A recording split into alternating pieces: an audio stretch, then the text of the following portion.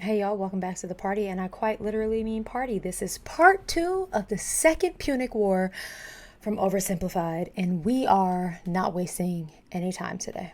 Link below for an exclusive 60% off an annual Incogni plan. Also, make sure to grab our Roman Consul U2s before it's too late. Don't make me mention it a third time, or I'll you know what. Hannibal's army had survived its famous crossing of the Alps, and he was now in Italy. With Hannibal's arrival, the Roman consul Scipio hit the ground running. In typical Roman fashion, he marched his army straight at the enemy, and Hannibal began preparing for his first combat with Rome on Italian soil. Before the battle, Hannibal wanted to inspire his men, so he staged a gladiatorial death match between captured Celt prisoners, with the winner getting prizes and freedom. He then explained that the whole thing was a metaphor. A metaphor? For what? You!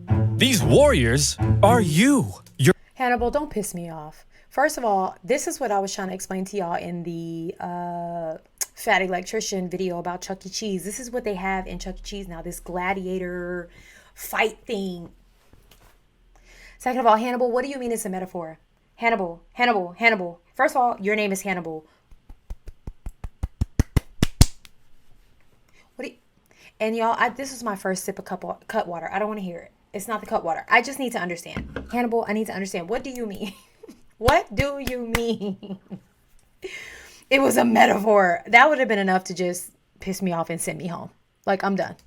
Metaphor? For what? You! These warriors are you! You're trapped in Italy with no escape. Your only choice now is to fight and It's good win. for morale. What about the dead guy? That's you if you don't win. And the prizes? That's what you stand to gain by winning. And the fact that I've soiled myself in all this excitement? No, that's not part of the metaphor. Yeah. Okay. Hannibal also smashed in the head of a goat. Again, for inspiration. Scipio, on the other hand, now arriving in the area, opted for the more classic route of a rousing pre-battle speech. Look at them men. Weak, starved by the Alps, while we are the strongest military in the world. This will be easy, like 10,000 horse-sized ducks fighting a baby-sized baby. It'll be like Mike Tyson in his prime, kicking a baby. 10,000 horse-sized ducks and... I actually don't know who's better, this speech or the huddle inspiration. Some people, you know what I mean? There are certain people need certain things. So who am I to judge? Baby-sized baby. It'll be like Mike Tyson in his prime, kicking a baby. A tug of war between 10 sumo wrestlers and help me out here, Ralph. A baby, sir? Yes, that's it. A baby. The point is, there is absolutely no possible way we could lose a battle this easy. So, if everybody's ready, on my mark, charge!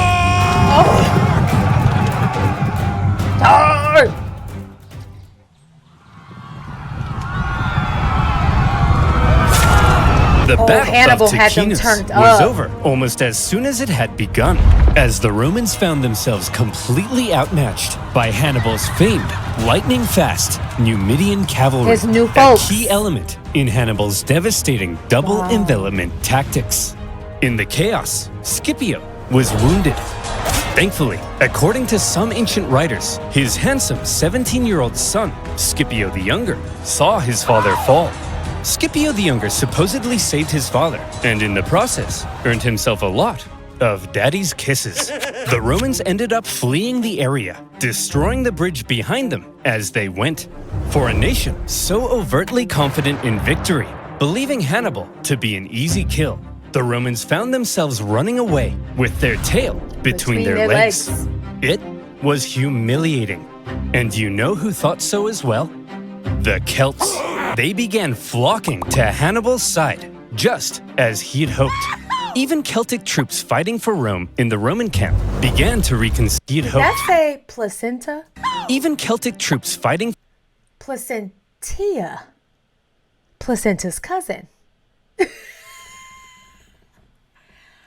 I crack myself up. Oh, man. for Rome in the Roman camp began to reconsider. Man, I'm thinking we should try to join Hannibal. I Look hear at you. the hair. Maybe we They should look bring like him a gift. a boy band. What do you think he'd like? Oh, I know. Hey, Hannibal. We want to join your side. And Is that a we head? brought you Is that a present. Roman head? A gift? Is it a For Roman me? head? I hope it's Roman heads. Oh, please. Oh, please be Roman heads.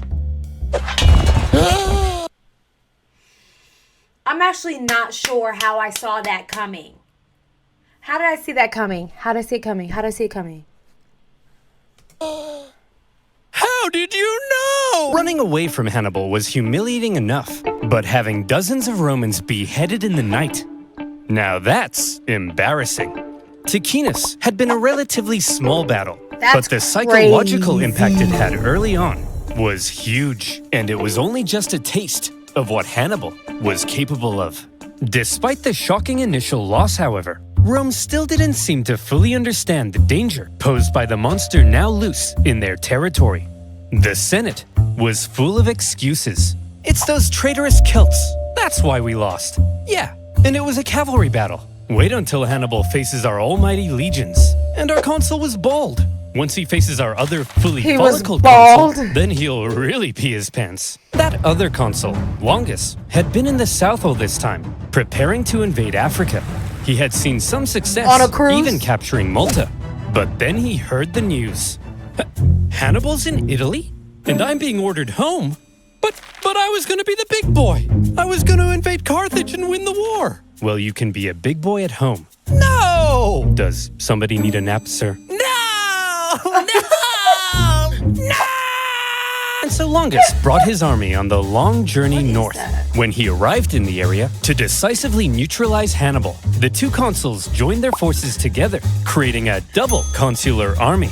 But the two consuls weren't exactly on the same page. Having a nice rest there, old man? I'm wounded, Longus. Pathetic. You don't understand. He's more dangerous than we thought. Sirs, we are on the same team. Get it together. Get it? This is how I feel like when my daughter, we're watching her team play basketball and they're all fighting for the ball. And it's like, get down the court. We're all on the same team. Get down the court, get your arms up, and get under the basket. We're all on the same team. Maybe for you. Whoops. Listen, we can't just march straight His at him like we lips. normally do. We need to train our men through the winter, and we'll try again in spring. Sorry, I don't take advice from a bowling ball. Hey, I'll kick your ass, Longus. That's Any so day now. I'm disrespectful. coming. Just you wait. Oh, Scipio, you feeble old man. Scipio was apparently quite cautious after his recent encounter with Hannibal, while think? Longus, typically Roman, couldn't wait to give Hannibal a swirly. So who would get their way? Well, when two consuls joined their forces, it turned out the Romans had an interesting system in place. They would each take turns being the one in charge. Consul 1 would lead one day, then Consul 2 the next. Okay. Back and forth, back and Stupid. forth. As you can imagine, when the two consuls didn't agree, things didn't go so well. In this case, due to Scipio's injury, Longus probably assumed even more command than normal. Hannibal had Celtic spies in the Roman camp. He fully understood the Roman system and Longus's hot-headed nature, and he knew he could exploit it. For goodness sake! What's wrong, sir? I'm trying to order some pizza, but I keep getting fed all these personalized ads about being a hothead. I'm not a hothead, am I? No, sir. Look at this. Butt insurance? Who would buy butt insurance? Yeah, that sounds really... Cue the BBL. We saw that coming for sure, right? The BBL.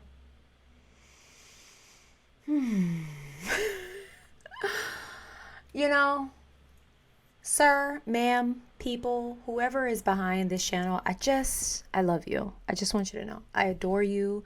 I think the world of you. And I think you need to come out with more. I know everyone's on breathing down your neck. I'm joining the people. We need more. We need more humor. We need more history.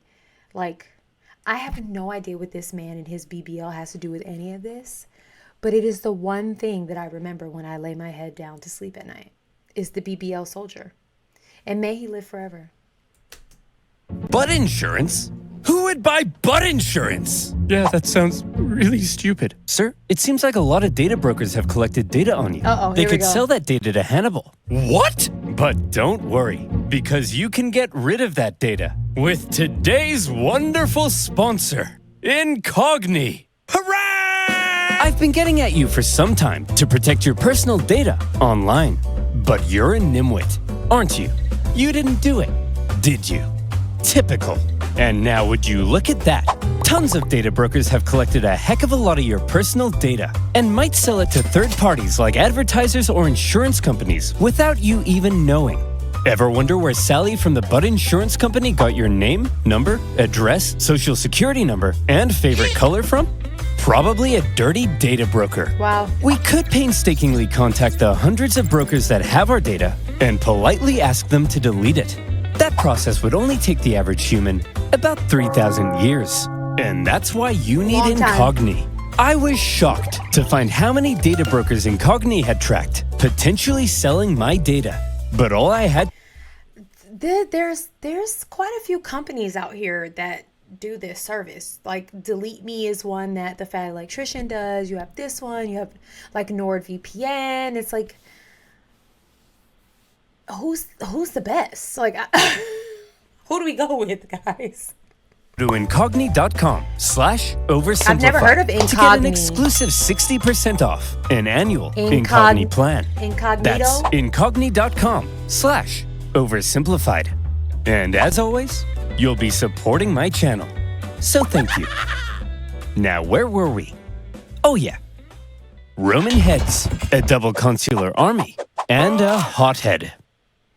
Hannibal needed to keep smashing the Romans in battle in order to maintain the loyalty of the Celts, and so he was eager to fight another battle. The combined Roman force possibly outnumbered him, so he carefully crafted a clever trap, and he made sure to spring it while Longus was still in charge. The plan began, and he made sure to spring it while... Punish them severely. What a wonderful time to be alive. Dude, so cool. No breakfast? Like a serial killer, LOL. Who wants a revolution? This is right up my alley. Men are smaller when cold. Stupid cold. That's what the board says. I didn't come up with any of that. Longus was still in charge. The plan began with his army getting an early night's sleep. All right, boys. Time for lights out. The toys from the channel. Sorry, but we got a big day ahead of us. Tomorrow, we're gonna massacre the Romans. Yay! Good night, boys. Dream of revenge. Gorzog, send out the cavalry. That night, Hannibal's Numidian cavalry made their way over to the Roman camp, arriving just before dawn. Hey, Romans! Wakey, wakey! What's going on? Hey, Longus, your butt smells like a butt. It does not! Scipio, awaken the troops. Longus, these playground insults are clearly meant to lure you out. Well, it's working. Send out the troops. Longus, it's clearly a trap. And I'm falling for it. Send out the troops. Hey, guys, wake up. You're heading out for battle. What? But we haven't had breakfast. We're skipping breakfast! I don't think you can do that. As the Romans hurried out of camp, the Numidians began luring them back to the Carthaginian camp, where these gentle angels were just awakening from their slumber. Eat up, boys. We're having pancakes. Is that Hannibal?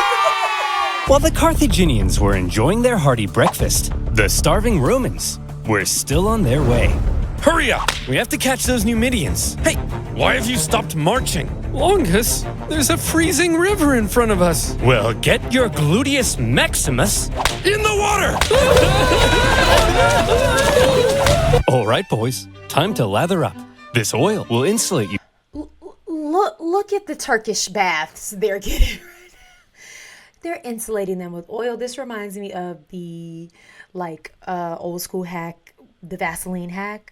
I don't know. I've told this story before on my channel, but I posted a video maybe 5 years ago. My daughter was in first grade. Yeah. So four and a half years ago. And at this time I was I was doing lifestyle content on TikTok. And so I did a day in the life or get ready with me and my daughter for school. And I lathered her in Vaseline because that's literally what I know. Like when it's cold, to keep the wind from chapping your skin, you put Vaseline on your face. That's like how it was done when I grew up in Long Island and was waiting at the bus in the snow. And so many people had something to say about it. Like they were like, you're gonna clog her pores. I'm like, she's 6. All her pores are closed up and refined.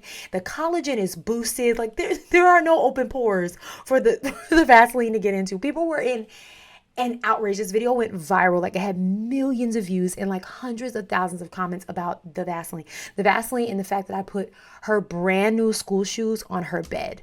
People like, you put her shoes on her bed. Like the things that people get their panties in a bunch over is wild. Anyway, that's what this reminds me of. Like oil them up. It insulates and things like that. Keep your body warm, guys. That's why I told you that story. So you know, in the pending winter, just lather on the Vaseline. You're welcome. Oh, I muted it. Sorry. Time to lather up. This oil will insulate You're you getting from massages. the cold. It also smells like lavender. There's the Carthaginian camp. Get ready to fight, men. Sir, I think the water from the river is beginning to ice over. They're blue. I can't move. Oh, I'm sorry. You thought war would be fun? Sitting around a nice hot campfire playing Truth or Dare with your friends? And being oiled up. The real world! Truth. Who do you like? Sharon? Ew! Hey, look guys. The Romans are here. Having perfectly orchestrated events so that his enemy was cold, tired, and hungry, while his men were well rested and covered in oil. When the two... Having come from the Swiss Alps, isn't that what they crossed? They know what it's like to get onto the other side and be blue and smaller. This was genius.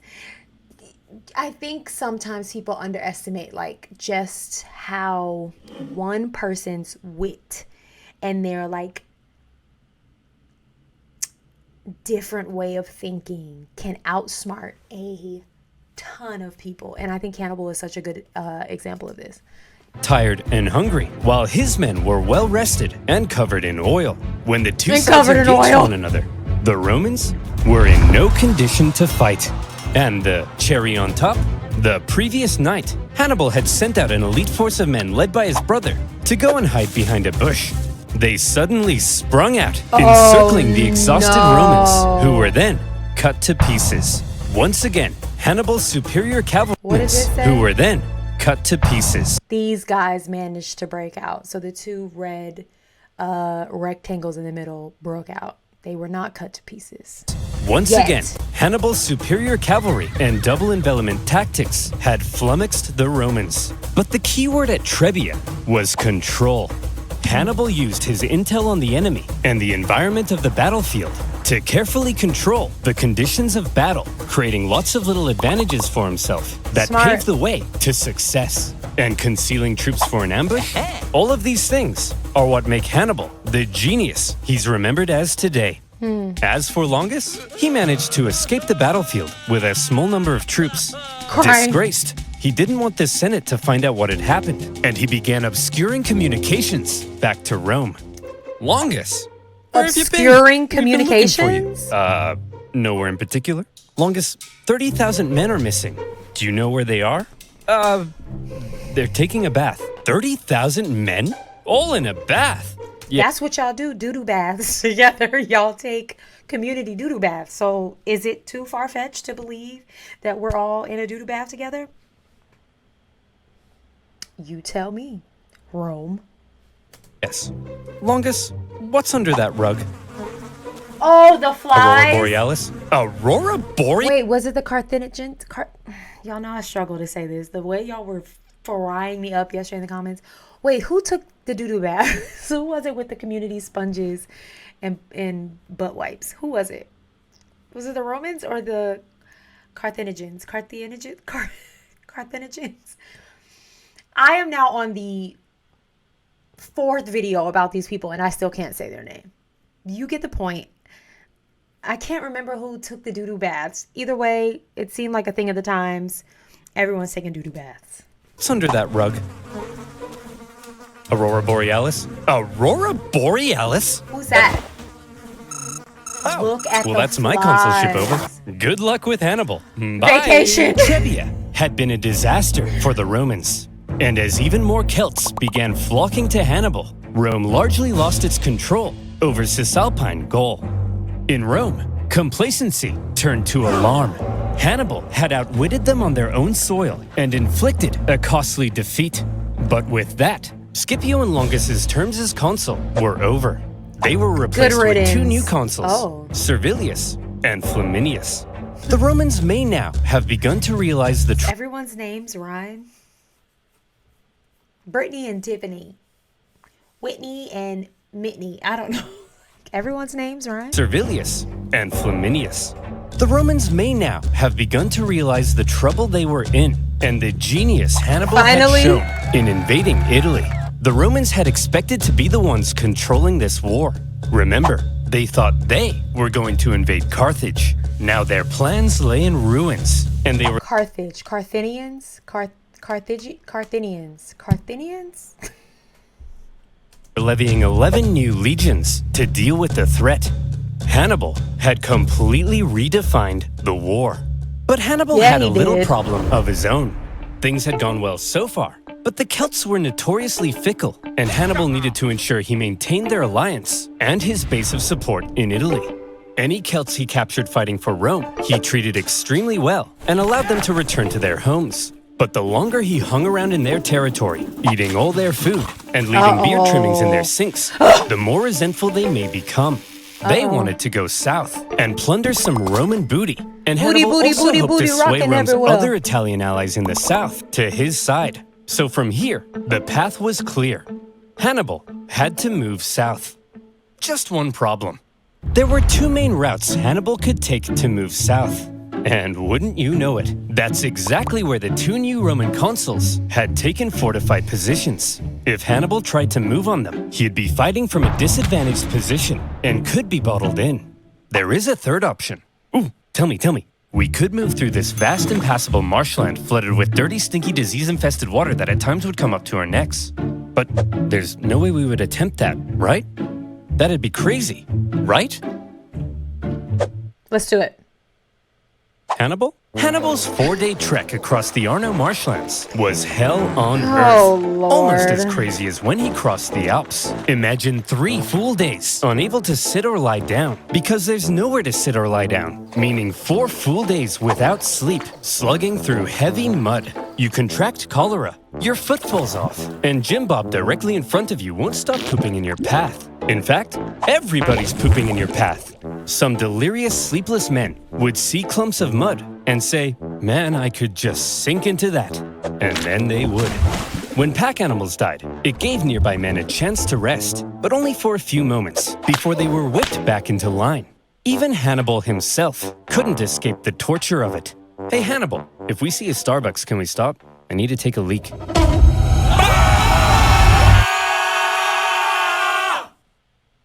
What? Geez, Hannibal, looks like you picked up a nasty eye infection.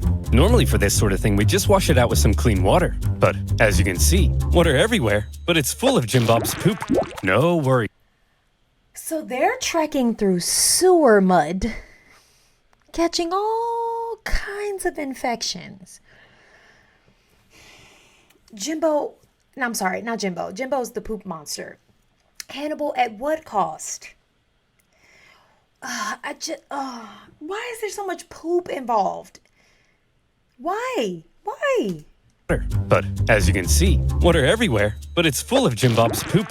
No worries, Doc. I'll just take care of it myself. No. That'll be $3,000. When the now possibly one-eyed Hannibal and his army emerged from the swamp, they were gouged shattered. But his own he eye. had just managed to slip 50,000 men right past the Romans into rich Etrurian lands, where he could replenish his supplies, and his Celt allies could go crazy, securing Roman loot and booty. As fields and villages went up in flames, one Roman consul couldn't help but notice. The hot-headed Flaminius, feeling it was his responsibility to protect these lands, rather than waiting for his co-consul to come join him, immediately left to go chase Hannibal. Now, this Flaminius was an interesting character. He was what the Romans called a new man.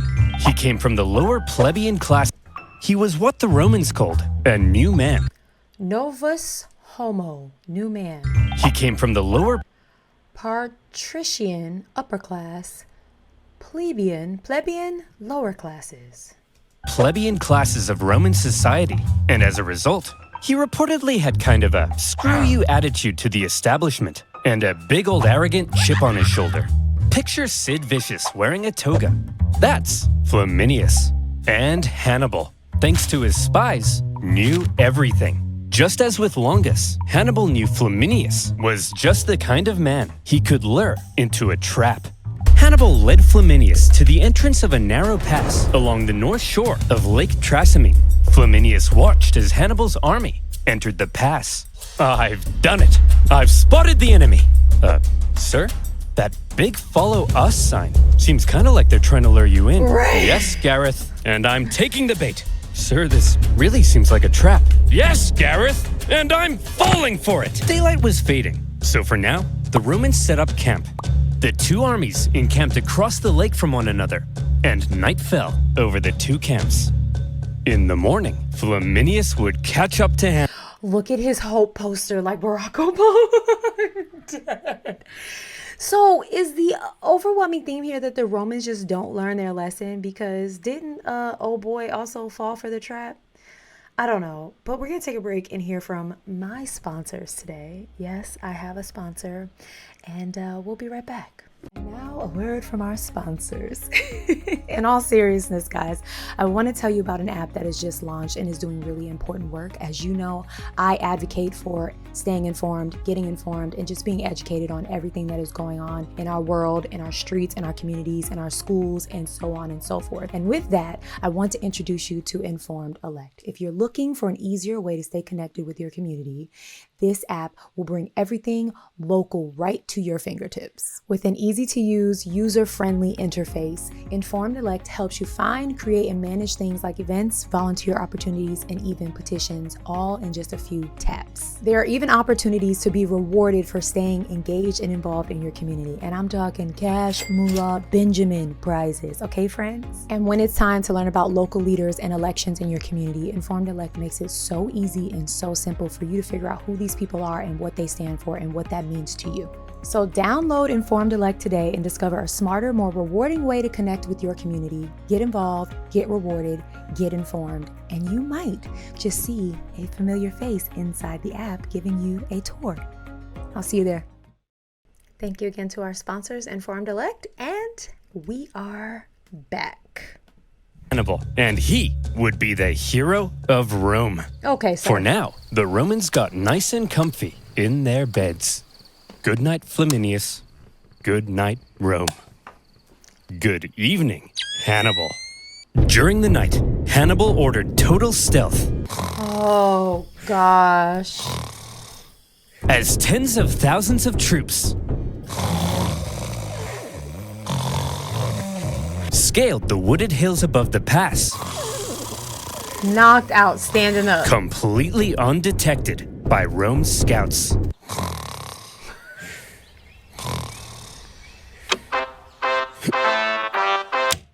Let's go, girls. Flaminius took off across the lake shore to try to catch Hannibal. As he did, even the weather seemed to be on Hannibal's side. A thick fog rose from the surface of the lake, obscuring visibility. Look at this! This is perfect! The mist will obscure our approach. Hannibal will never see me coming. Sir? Why does it sound like 50,000 Carthaginians are charging down the hill toward... Carthaginians.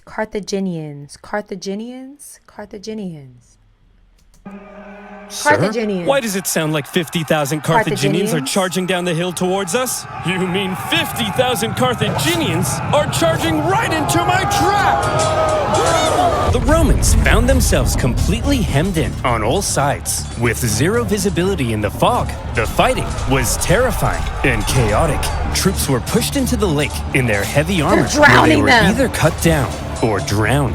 And Flaminius, who likely stood out like a sore thumb in his consul attire, caught the attention of one Celt warrior, with his head possibly swirling with thoughts of how the Romans had decimated his homeland. According to the ancient writers, this Celt took his chance.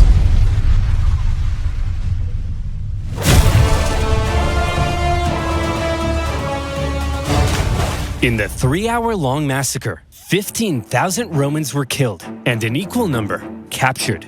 An entire army completely wiped out, along with their consul. During the battle, the Roman vanguard had managed to break through at the front and climbed the hill above the fog. When the mist cleared, what they saw was a blood-red lake and a sea of Roman bodies. Worse yet, when the other consuls sent cavalry to try to aid Flaminius' doomed legions, they too were caught and defeated. A double disaster.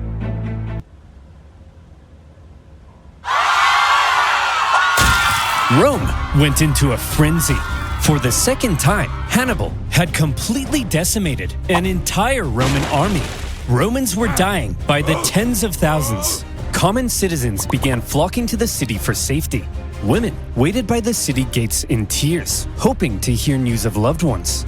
This one man, having just led his battered army across the Alps the previous year, now stood less than 100 miles from Rome. Hide your wife and hide your kids. Lord Jesus is a fire. This point, he had been a problem. 88 now, miles. Hannibal was a crisis. Sheesh. And in a crisis, What do you Rome do? took desperate measures. They actually had a system in place when dealing with an emergency of this magnitude. It's always They a would system. forgo their two consul power But it's a sharing stupid system. and instead temporarily give one man near total power and authority to Who is be this? as decisive Who as is he this? needed Who and is hopefully this? salvage the situation. This all-powerful position in Rome's government had a name: dictator. It's actually where we get the word. But unlike modern dictators, Roman ones didn't score perfect rounds of golf or ride bears through the Siberian tundra. They held their power for just 6 months before they were required to give it up. And in Rome's hour of need, the man chosen to be dictator in 217 BC, one of the most highly esteemed members of the Roman Senate, Fabius Maximus. So how would Fabius, as dictator, confront Hannibal? Well, Fabius understood that marching all of Rome's young men straight into a one-man meat grinder was bleeding Rome dry. Hannibal was clearly too dangerous to face head-on in battle. What is this cheetah print around his neck? I've been meaning to ask y'all, what's the significance of the cheetah print around his neck? Oh, this animation makes this history lesson so fun for me, if you can't tell. I'm having a blast. Dry. Hannibal was clearly too dangerous to face head-on in battle. However, he was also stuck in their territory with dwindling manpower and forced to live off the land. It wasn't a sustainable position to be in long-term, and he could only remain there for so long. So, if Rome avoided battle, and he could only remain Mr. Beatsburger? Okay, got it. there for so long. So, if Rome avoided battle with Hannibal to prevent any more crippling losses, and instead simply maneuvered around him, blocking supplies and taking out smaller contingents where possible, Hannibal would gradually become weaker, while they would gradually become stronger. And so Fabius presented his new idea to the Roman Senate. Okay guys, I have an idea. See if you can follow me here, okay? Instead of fighting Hannibal, when he approaches, we run away.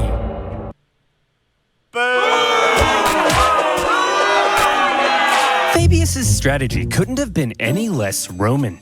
Romans were meant to march headfirst into battle, not run away from it. It seemed cowardly, and Fabius was extremely unpopular. At this point, Hannibal was continuing south. He had to stay on the move to keep his army fed, and he was still aiming to undermine Rome's alliances in the south. As he went, in a calculated display of aggression, he devastated the Roman countryside and killed many Romans, all in plain sight of Fabius and his army. We're just gonna stand here? Yes. Are you a coward? No. Yes. But Fabius, that's my farm. Well, McDonald, thank you for your sacrifice. You're a hero now. Think of Not old McDonald. Jesus. the stories you'll tell. Old MacDonald had a farm. Had. Yeah, baby. Shut up. But you know who else hated Fabius's strategy? Hannibal. He understood the danger he was in. Turning Rome's allies against her required Hannibal to keep smashing the Romans in battle. Right. He couldn't do that if Fabius wouldn't fight him. Right. Multiple times, Hannibal tried to goad Fabius into a fight, but Fabius wouldn't bite. Failing that, he tried to turn Rome against Fabius. According to the writer How? Livy, he burned down all the farms he could, but any farm he learned was owned by Fabius himself. He left well alone. Hey, Fabius, why isn't he burning down your farm? You got some sort of a secret deal with him? What? Of course not. Hey, Hannibal! What? Burn it my down. farm too, please! What? Burn my farm too, please! No! Remember our secret deal! How many farms does this man own? Like, how rich was he? How many farms are there to have? No, remember our secret deal? Well, you gotta admit, he's a genius. Hannibal's problem, however, was that he had to stay on the move to keep supplying his army from the local lands. At one point, he entered Campania, one of the richest regions of Italy, great for resupplying, and great for showing up Fabius in front of Rome's South Italian allies. But he was caught in a valley, and Fabius quickly moved to block his escapes. Haha! We've got him! After he's used up all the valley's supplies, he'll starve. Sir? What are all those lights leaving the valley? Is he trying to escape? Lights in plain view. Well, that's a trap if I've ever seen one. And we're falling for it! Suspecting a trap, Fabius refused to budge. But other Romans in the valley rushed to confront Hannibal, only to find the Carthaginian army was actually just a herd of oxen with torches tied to their heads. They then found themselves caught in an ambush. With the Romans distracted, Hannibal's army was able to slip away into the night, unopposed. Classic Hannibal. For all his inaction, the dissatisfied Romans mockingly dubbed him Fabius the Delayer. But the thing is, Fabius's strategy was probably the best thing he could have done. He was right that constant encounters with Hannibal were bleeding Rome dry, and the time he took allowed Rome some breathing room to recover their forces when they desperately needed to, while putting Hannibal into an increasingly more difficult position. Modern historians view Fabius's strategy as generally a good idea. To this day, the act of not engaging an enemy, but instead gradually wearing them down, is still referred to as the Fabian strategy. I just wanted a moment of silence for this photo. You have Biden, Obama, Hillary. I don't know any of these other people. I'm sure you guys do. And some blurred out stuff. This is intense. But when Fabius's term finally came to an end, the Senate couldn't have been happier. It was time to start fighting again. However, they probably had a little chat about how they were going to go about it. See, Hannibal's tactics up until now had been very sneaky. Or, if you're a Roman, you might say dishonorable. I'm sick of it! Every time we try to take this guy down, we march straight at him. But then, oh no! Hannibal's hiding in a bush. Hannibal's got 30,000 men up a tree. At this point, I'm not convinced my wife isn't just Hannibal wearing a disguise. Look, this time, we obviously have to switch something up. Now granted, we're Roman, so we're gonna march straight at him without thinking. That can't be helped. It's in our blood. But I have a proposition. This time, when we march straight at him, we do it with a massive army. I'm talking like 80,000 men. It won't matter what kind of shenanigans he pulls. He can hide in all the bushes he wants. There's no way he can possibly beat off 80,000 men. Possibly beat off 80,000 men. We were all thinking it. Where do they? Okay, serious question. Where are we getting all these men from? Like, can we just keep replenishing all these men? Where are y'all getting all these men from? Help me. I need help. You know what I mean? And so it was. With 2 new consuls, Rome put together a massive army, the biggest Rome had ever fielded, to put Hannibal away once and for all. To gather the men required, Hey. 2/3 of them ended up being completely inexperienced. But how much experience does it take to be expendable war fodder? As this massive army set out in the summer of 216 BC, the Romans knew they needed to win this battle. Just one victory over Hannibal would likely be enough to end his entire campaign. And this Really? time, their overwhelming manpower gave them confidence they could do it. Hannibal had taken position at the town of Cannae, where he had captured an important Roman supply depot. With Fabius gone, Hannibal knew a battle was likely coming, and he was eager to fight it on his terms. But when his men looked out at the Roman camp, they couldn't believe what they were seeing. That army's huge! There's no way we can possibly beat off all these men. How are we gonna beat off all of these men? You know what I mean. I think he's right, Hannibal. Hannibal is then said to have replied, "Gisco, my friend, don't worry. There may be a lot of them, but amongst their ranks, there's not a single man named Gisco." This joke was apparently so funny that his officers began to laugh and laugh. And when his men in the camp heard the laughter, they were like, "Hey, they're laughing. I guess that means we're gonna win the battle." Yippee! What? As for the Romans, the consuls What? were another pairing between an inexperienced hothead and a wise scholar. Although the main historian from this era was good friends with Paulus's family, so take that with a grain of salt. On his day of command, the rash and hasty Varro, despite the apparent pleas from Paulus, sent the army out for battle.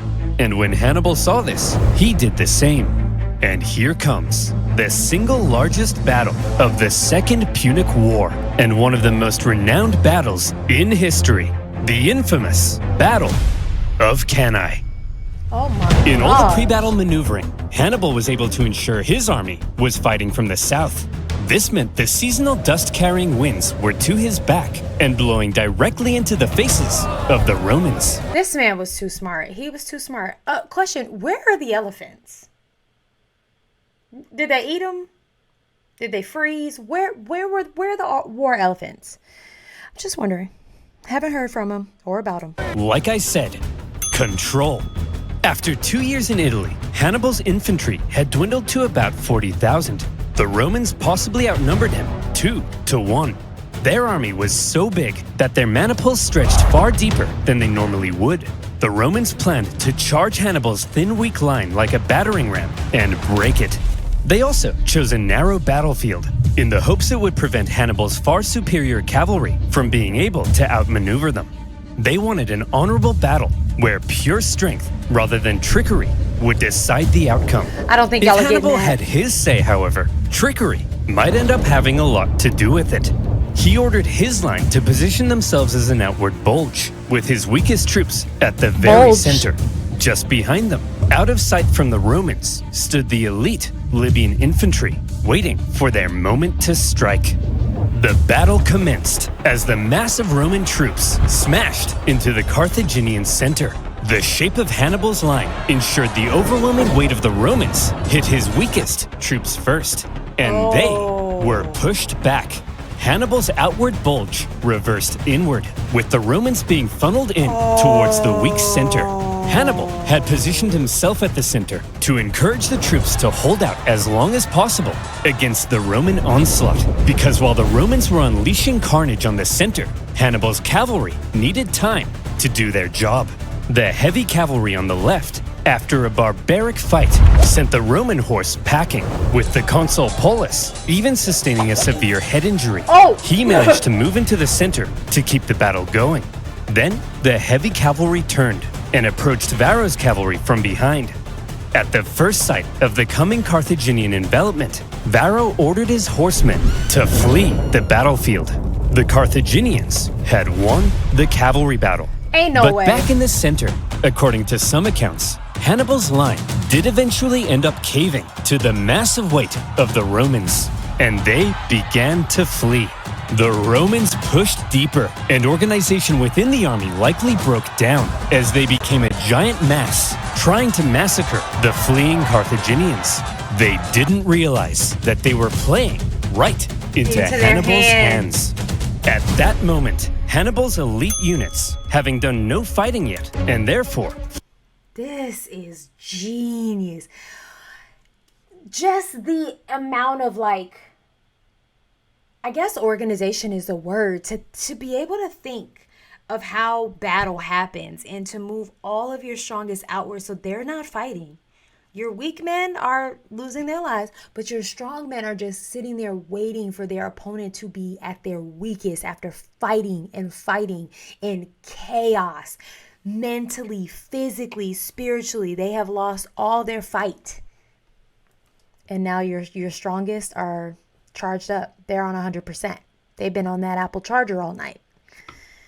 Whew. Fresh as a daisy, turned and smashed into the Roman sides. Many of these troops were wearing Roman helmets and armor they had picked up after previous battles, and the confused Romans may not have even realized they were the enemy. As Hannibal managed to regain the composure of his center and encourage them back into the fight, the Carthaginian cavalry swooped in from behind. And look at what lies before you. A military general's wet dream. The total encirclement of a much larger force by a much smaller force. The Romans were trapped. Hannibal had unbelievably managed to use their own superiority in numbers against them. Rather than simply encircling them, he had actually allowed them to use their own immense power and push themselves into an encircled position. This was the genius of Cannae. And with that, the annihilation began. For hours, the Carthaginians slaughtered the helpless Romans from all sides. The terrified Romans were so tightly packed that at times they couldn't even lift their arms to defend themselves. The killing went on so long that the Carthaginians became exhausted from the non-stop massacre. And by the time the butchery came to an end, the grim toll spoke for itself. To Hannibal's several thousand lost, the Romans suffered 60 to 80,000 dead or captured. Yet another entire army wiped out by Hannibal. Many high-ranking Romans met their end at Cannae. Paulus, for one, but also 80 senators and more. It's been estimated that... Why were the senators there? Help me out with that one, please. But also 80 senators and more. My Lord. It's been estimated that 20% of Rome's male population aged 18 to 50 died at Cannae. 20%? This was it. Hannibal's vengeance. The stunned Carthaginians, as they searched for their own survivors among the dead, couldn't believe the sight of it. An estimated 30,000 gallons of blood now lay spilled on the battlefield. Rome's defeat at Cannae sent shockwaves throughout Italy. Just as Hannibal had hoped, most of southern Italy now defected to his side, including the second largest city on the peninsula. Wow. Hannibal? Wow. This is incredible. What could possibly come next? Next? Jim Bob. I've killed 150,000 Romans. I've turned her allies against her. That's it. That's vengeance. So let me tell you what comes next. Rome surrenders. Their territories are reduced. We recover our lost islands. And Carthage dominates the Mediterranean once again. But sir, what if they don't surrender? Oh, Lord. Jim Bob, did you miss what just happened? Of course they're gonna surrender. Throughout his campaign, Hannibal had shown himself to be very adept at reading the Roman mind. But if he now thought that Rome might surrender, it was the first time he severely underestimated them. And he was about to discover an extremely inconvenient fact about Rome. Rome never surrenders. At a Roman survivors' camp near Cannae, one young officer overheard some troops discussing how they would flee Rome. Drawing his sword, he threatened to cut down any man that would abandon Rome in its hour of need. That officer was Scipio the Younger. But soon enough, the Romans would come to call him Scipio Africanus, the hero of Rome.